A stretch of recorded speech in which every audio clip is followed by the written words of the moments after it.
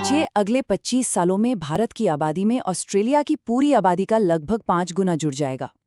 पर ये सिर्फ लोग नहीं हैं, ये युवा हैं, काम करने के लिए एकदम तैयार। अब ये भारत के लिए एक बहुत बड़ा गेम चेंजर भी हो सकता है, या फिर एक बहुत बड़ी चुनौती। आज हम इसी दोराहे की पड़ताल करने वाले हैं। 133 मिलियन, ये नंबर इतना बड़ा है कि इसे समझना भी मुश्किल है। जरा सोचकर देखिए, ये जर्मनी और फ्रांस की कुल आबादी को मिलाने से भी ज्यादा है। और ये सभी लोग अगले 25 सालों में भारत के वर्कफोर्स का हिस्सा बनने वाले हैं। मतलब दुनिया में हर 5 नए काम करने वालों में से लगभग एक भारतीय होगा। ये सिर्फ एक मौका नहीं, ये एक पीढ़ी का बदलाव है।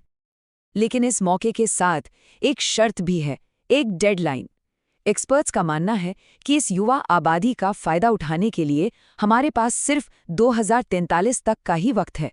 उसके बाद भारत की आबादी भी धीरे धीरे बूढ़ी होने लगेगी और ये सुनहरा मौका हमेशा के लिए हाथ से निकल जाएगा। सच कहें तो घड़ी टिक टिक कर रही है। तो दांव पर क्या लगा है? देखा जाए तो सब कुछ। सही तरह की नौकरियां बनाने का मतलब सिर्फ जीडीपी के नंबर बढ़ाना नहीं होता। इसका असली मतलब है परिवारों को गरीबी से बाहर निकालना, बच्चों को बेहतर शिक्षा दिलवाना और एक ऐसा समाज बनाना जहां हर किसी को आगे बढ़ने का मौका मिले। ये भारत के मजबूत भविष्य की नींव रखने जैसा है। ये मौका जितना बड़ा है, चुनौती उससे भी कहीं ज्यादा बड़ी है। तो फिर हमारे रास्ते में आखिर क्या खड़ा है? जवाब है एक गहरी खाई, जिसे हम कह सकते हैं राष्ट्रीय रोजगार की खाई। और बात की जड़ यही है। जैसा कि भारतीय उद्योग परिसंघ यानी CII कहता है, हमारे पास कोई एक यूनिफाइड नेशनल फ्रेमवर्क ही नहीं है। इसे ऐसे समझिए, हमारे पास एक बहुत पावरफुल इंजन तो है, यानी हमारी युवा आबादी, लेकिन उसे चलाने वाले अलग अलग ड्राइवर हैं जो बिना किसी नक्शे के गाड़ी को अलग अलग दिशा में खींच रहे हैं। नतीजा, हम तेजी से कहीं नहीं पहुंच पा रहे हैं। और ये जो असंतुलन है ना, ये हर तरफ नजर आता है। एक तरफ देखिए, बेंगलोर में टेक कंपनियां AI एक्सपर्ट्स को ढूंढ रही हैं, पर उन्हें लोग नहीं मिल रहे। और दूसरी तरफ देश के दूसरे हिस्सों में लाखों युवा बेरोजगार हैं, क्योंकि उनके पास वो स्किल्स ही नहीं है जिनकी आज डिमांड है। ये डिमांड और सप्लाई के बीच का एक क्लासिक मिसमैच है। सबसे दुख की बात तो हमारे ग्रेजुएट्स की कहानी में है।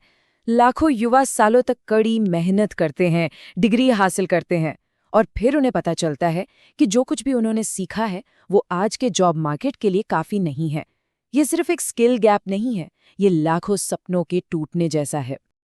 तो सवाल ये उठता है कि इतनी बड़ी चुनौती को देखते हुए आगे का रास्ता क्या है? चलिए, समस्या की पहचान तो हो गई, अब समाधान की तरफ बढ़ते हैं। समाधान एक बड़े ब्लूप्रिंट के तौर पर सामने रखा गया है, एक इंटीग्रेटेड नेशनल एम्प्लॉयमेंट पॉलिसी। आइए देखते हैं कि आखिर है क्या और ये कैसे काम कर सकती है। ये इंटीग्रेटेड नेशनल एम्प्लॉयमेंट पॉलिसी आखिर है क्या चीज? अच्छा, इसे एक ऑर्केस्ट्रा के कंडक्टर की तरह समझिए। अभी हमारे पास कई टैलेंटेड म्यूजिशियंस हैं, यानी सरकार की अलग अलग स्कीमें, लेकिन वो सब अपनी अपनी धुन बजा रहे हैं। ये पॉलिसी उस कंडक्टर की तरह है जो सबको एक साथ लाएगी, ताकि वो मिलकर एक सुर में एक बेहतरीन धुन बना सके, यानी ज्यादा और बेहतर नौकरियां। इस पॉलिसी में कई जरूरी बातें हैं, लेकिन 2 चीजें इसे खास बनाती हैं। पहली, ये सब कुछ एक साथ जोड़ती है, ट्रेड, इंडस्ट्री और एजुकेशन, ताकि ये सब एक ही लक्ष्य के लिए काम करें, नौकरियां।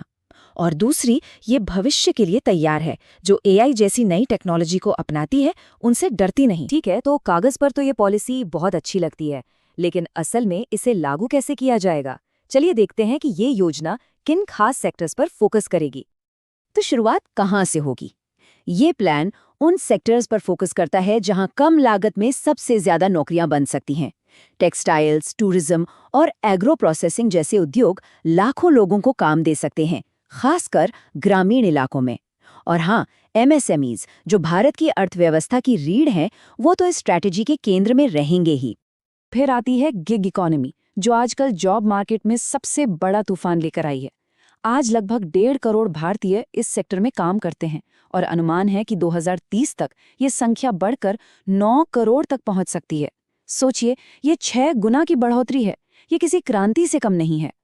इस ग्रोथ को सही दिशा देने के लिए ये जरूरी है कि गिग वर्कर्स का शोषण न हो, इसीलिए एक डेडिकेटेड नेशनल पॉलिसी का प्रस्ताव है, ताकि डिलीवरी करने वाले से लेकर फ्रीलांस डिजाइनर तक हर किसी को सही मेहनताना, काम करने के लिए सुरक्षित माहौल और सोशल सिक्योरिटी मिल सके। देखिए, कोई भी देश अपनी आधी आबादी को पीछे छोड़कर तरक्की नहीं कर सकता। इसीलिए वर्कफोर्स में महिलाओं की भागीदारी बढ़ाना एक बहुत बड़ी प्राथमिकता है। प्लान सीधा है। पहला, उन कंपनियों को आर्थिक तौर पर प्रोत्साहित करें जो ज्यादा महिलाओं को नौकरी देती हैं। दूसरा, आंगनवाड़ी और आशा वर्कर्स जैसे जरूरी कामों को औपचारिक मान्यता और फायदे दें। और तीसरा, अच्छी और सस्ती चाइल्ड केयर और एल्डर केयर की सुविधाएं दें, ताकि महिलाओं को काम और परिवार में से किसी एक को चुनना न पड़े। और हाँ, एक बात बिल्कुल साफ होनी चाहिए, ये सिर्फ किसी भी तरह की नौकरी पैदा करने के बारे में नहीं है। लक्ष्य अच्छी नौकरियां पैदा करना है, ऐसी नौकरियां जो एक परिवार का पेट पाल सके, जो इज्जत और सुरक्षा दें और जो लोगों को एक बेहतर भविष्य बनाने का मौका दें। मतलब क्वांटिटी से ज्यादा क्वालिटी पर ध्यान देना जरूरी है। तो इन सब धागों को जब हम एक साथ जोड़ते हैं तो एक बड़ी तस्वीर उभरती है। ये सिर्फ नौकरियों के बारे में नहीं है, ये डेटा, समावेशन और भारत के आने वाले कल के बारे में है। बड़े प्लान को जो चीज़ एक साथ बांध कर रखेगी वो है डेटा। बिना high quality real time data के हम अंधेरे में तीर चला रहे होंगे। ये बिल्कुल वैसा ही है जैसे कोई डॉक्टर बिना जांच के, बिना रिपोर्ट देखे इलाज करने की कोशिश करे। डेटा ही हमें बताएगा कि क्या काम कर रहा है, क्या नहीं, और हमें अपना ध्यान कहाँ लगाना है। आखिर में मकसद बस एक ही है, एक ऐसी अर्थव्यवस्था बनाना जो सिर्फ कुछ लोगों के लिए नहीं बल्कि सभी के लिए काम करे। एक ऐसी अर्थव्यवस्था जो न्याय संगत हो, जहां हर किसी को मौका मिले, जो मजबूत हो, जो दुनिया भर के झटकों को सह सके, और जो टिकाऊ हो, जो हमारे पर्यावरण को नुकसान न पहुंचाए। इससे बड़ा दाव और क्या हो सकता है? और ये रोजगार ब्लूप्रिंट कोई अलग थलग योजना नहीं है। ये 2047 तक विकसित भारत बनाने के बड़े विजन का एक बहुत जरूरी हिस्सा है, क्योंकि एक प्रतिस्पर्धी भारत की नींव एक ऐसे वर्कफोर्स पर ही टिकी होती है जिसके पास अच्छे मौके और एक सुरक्षित भविष्य हो। तो आखिर में सब कुछ आकर एक ही सवाल पर टिक जाता है, क्या एक अकेली एकीकृत नीति वाकई एक देश के पूरे वर्कफोर्स की किस्मत बदल सकती है? क्या एक ब्लूप्रिंट करोड़ों लोगों के सपनों को हकीकत में बदल सकता है? इसका जवाब तो सिर्फ वक्त ही देगा, और ये जवाब हमारे सामूहिक कामों में लिखा जाएगा।